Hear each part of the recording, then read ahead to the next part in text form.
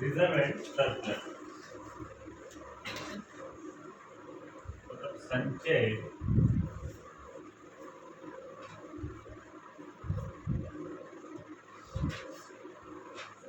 एवं आधिक्य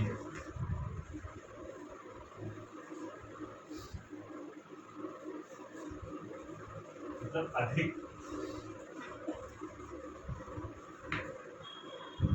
अब reserve and surplus इसलिए किया जाता है, क्यों किया जाता है, इसकी जरूरत क्यों पड़ती है? भविष्य में होने वाली हानि से बचने के लिए,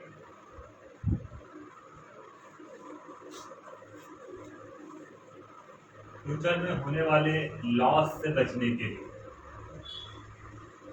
मुस्तकबिल में होने वाले नुकसान से बचने के लिए। इसके भी टाइप होते हैं, जनरल रिजर्व, कैपिटल रिजर्व।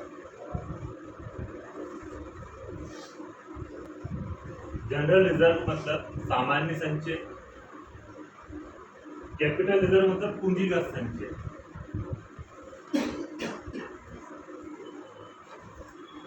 ये वैसे हम जनरली करते हैं, लेकिन हम खुद ना वाकिफ हैं इससे कि इसे कहते क्या, तो हम डेली रूटीन में करते हैं।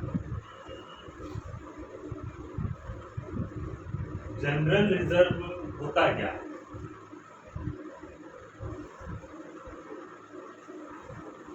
जो भी हमें नेट प्रॉफिट होता है उससे जो अमाउंट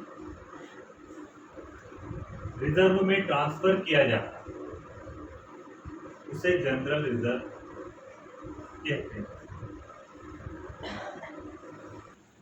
ये डेफिनेशन, शुद्ध लाभ से जो राशि, राशि मतलब पैसा, संचय में ट्रांसफर की जाती है उसे सामान्य संचय कहते हैं। तो ये तो हमने एक उसकी डेफिनेशन समझी, अब उसे हम अपनी लैंग्वेज में समझते हैं। एक्चुअल में जनरल रिजर्व होता क्या है? हमें जो भी नेट प्रॉफिट होता है, हम जो अपना घर का जो भी खर्चा होता है, वो खर्च होने के बाद हमारे पास जो पैसा बचता है, जो अमाउंट बचता है, या तो हम उसे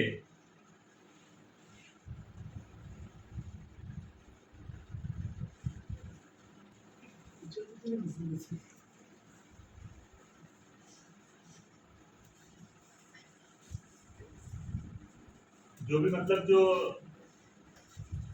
हम जो खर्च करते हैं, जो भी पैसा खर्च होने के बाद जो नेट प्रॉफिट, जो हमारे पास जो अमाउंट बचता है, या तो हम उसे क्या करते हैं कि बैंक में डिपॉजिट करते हैं, या फिर अपने जो है लॉकर में रखते हैं, या फिर हम वीसी डालते हैं। तो किसी भी टाइप में हम पैसा जो है, जो अमाउंट जो है हमारा, फ्यूचर में होने वाले लॉस से बचने के लिए हम सेफ रख लेते हैं हमारे। वो हम किसी भी सूरत में रख सकते हैं सेफ कर, या तो हम बैंक में डिपॉजिट कर देंगे, या लॉकर में रख देंगे, या अपने वॉलेट में रखते हैं। तो वॉलेट में तो रख नहीं सकते, खर्च हो सकते हैं। तो उसके लिए क्या है कि या मतलब कुछ ऐसा होता है कि गल्ला वगैरह आता है, गुल्लक रहता है, उसके अंदर हम रख देते हैं, ऐसा भी होता है। तो किसी भी सूरत में हम जो अमाउंट है फ्यूचर में होने वाले लॉस से बचने के लिए हम सेफ रख देते हैं। ये बिल्कुल एक सिंपल लैंग्वेज में बता रहा हूँ, उसे जनरल रिजर्व कहते हैं। समझ आ गया होगा आपको जनरल रिजर्व। ये हम करते हैं लेकिन नाम से ना वाकिफ।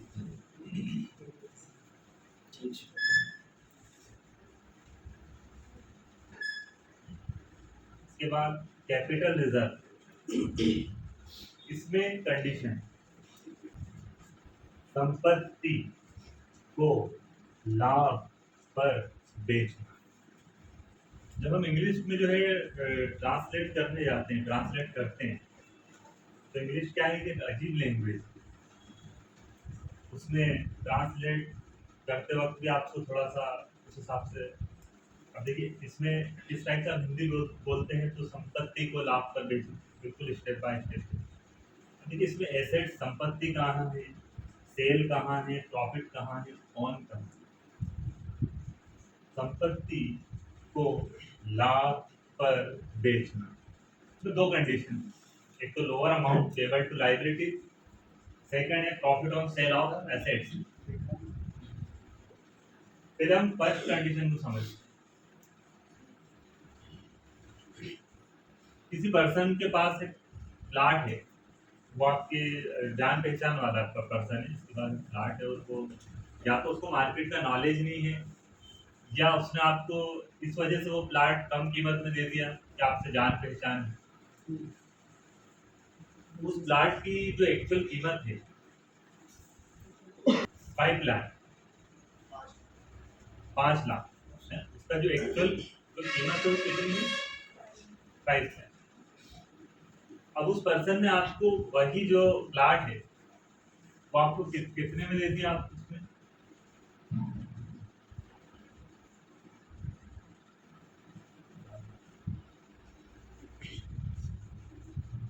4 लाख, 4 लाख में आपको दे दिया, मतलब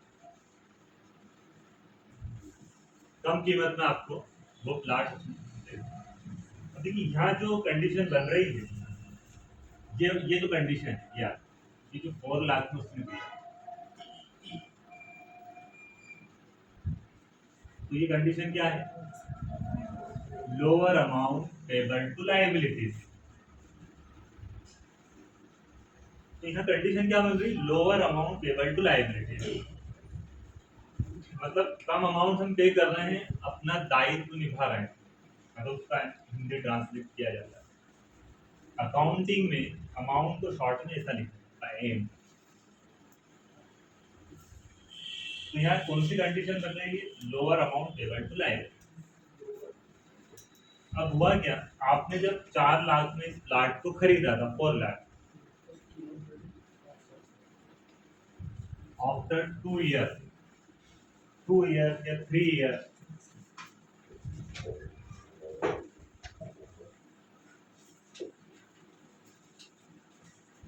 इसी प्लॉट को आपने 2 ईयर में उस प्लॉट की जो है कीमत और बढ़ गई और इंक्रीज हो गई, तो आपने उसी प्लॉट को 2 साल बाद, 2 ईयर, आफ्टर 2 ईयर मतलब 2 साल बाद आपने उसी प्लॉट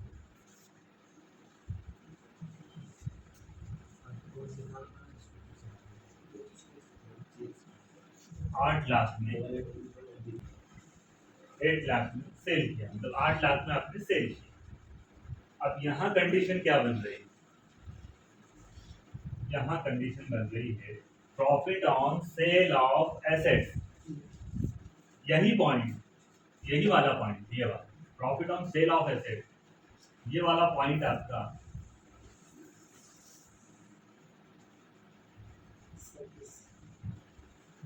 सरप्लस। मैंने कहा था मेरा समझाने का तरीका अलग है, इजीली समझ में आ गया होगा। अगर इस टाइप से समझाया जाता है तो बहुत इजीली समझ में आता है, सब्जेक्ट कोई सा भी हो, इस टाइप से समझाया जाएगा तो आसानी से समझ में भी आएगा। उसको मैं साइंटिफिक तरीके से समझा रहा हूँ, जैसे आपने साइंस में देखा हो, एक सीरीज बनती है, कोई भी डायग्राम बनाते हैं तो उसके हिसाब से उसमें एरो बना करके उसको वैसे डिस्क्राइब किया जाए। तो ये पॉइंट आपको अच्छे से समझ आ गया होगा, इसमें कोई डाउट। थर्ड यूनिट अकाउंट, लेखांकन। लेखांकन होता क्या है, अकाउंट होता क्या है। किसी भी व्यक्ति, वस्तु, आय व व्यय को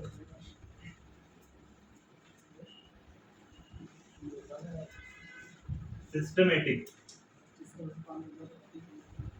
डेट वाइज लिखना लेखांकन होता है।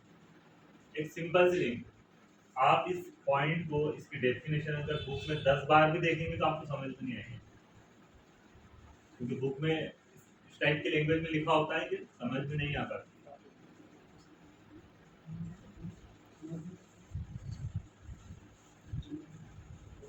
किसी व्यक्ति, वस्तु, आय व व्यय, आय मतलब इनकम, व्यय मतलब एक्सपेंस, मतलब आय मतलब आमदनी और व्यय मतलब खर्चे, आय व व्यय को सिस्टमेटिक डेट वाइज लिखना लेखांकन होता है। नोट कर लिया होगा आपने। व्यवस्थित, सिस्टमेटिक मतलब व्यवस्थित। किसी व्यक्ति, वस्तु, आय, व्यय को, मतलब हिंदी में आय कहते हैं, उर्दू में आमदनी कहते हैं, हिंदी में व्यय कहते हैं और उर्दू में उसको खर्चे कहते हैं। व्यवस्थित डेट वाइज लिखना लेखांकन कहता है।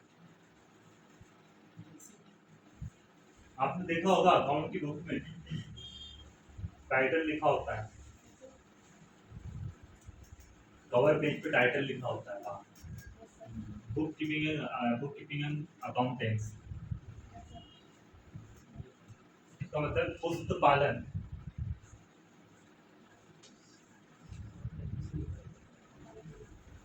मतलब इसका मतलब ये है कि अगर आपके पास पुस्तक होती है, किताब होती है या उसकी कुछ कॉपी होगी, उसी में आप अकाउंटिंग करोगे। अगर वो अवेलेबल नहीं है तो आप बही खाता लिखेंगे किसमें? तो इसीलिए लिखा होता है कि बुक कीपिंग अकाउंटिंग, मतलब हाथ से बही खाता लिखना। अकाउंटेंसी मतलब होता है बही खाता।